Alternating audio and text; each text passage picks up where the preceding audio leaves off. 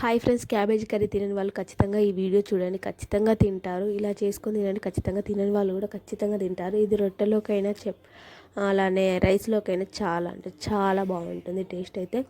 ముందుగా క్యాబేజీని తీసుకొని సన్నగా కట్ చేసి పక్కకు పెట్టుకోవాలి.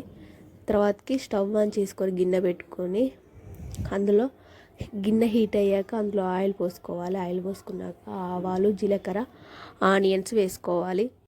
క్యాబేజ్ కర్రీ తిననోళ్ళు తినడానికి గల కారణం ఏంటిది అని అంటే ఇదేనండి. ఆలు వేయడం వల్ల సూపర్ అంటే సూపర్ టేస్ట్ ఉంటుంది.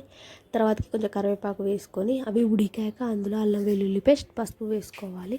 పచ్చి వాసన పోయేంత వరకు కలుపుకున్నాక ఇందాక మనం సన్నగా కట్ చేసి పెట్టుకున్న క్యాబేజ్ ఉంది కదా, అది కూడా అందులో వేసి ఒక 5 to 10 మినిట్స్లో ఉడికిపోతుందండి. తర్వాతకి కారం, ఉప్పు వేసుకోవాలి. మనకి తగినంత కారం, ఉప్పు వేసుకుంటే సరిపోతుంది. తర్వాతకి కొత్తిమీర ఉంటే కొత్తిమీర వేసుకొని, లేకపోతే లేదు. నేనైతే ఒక టీ గ్లాసు వాటర్ కూడా పోసుకున్నాను. తర్వాతకి కొంచెం మసాలా వేసుకుంటే ఎంతో టేస్టీగా. వీడియో నచ్చినట్లయితే ఖచ్చితంగా లైక్ చేయండి, షేర్ చేయండి. వెళ్తూ ఒక సబ్స్క్రైబ్ చేసి వెళ్ళండి. అలానే లైక్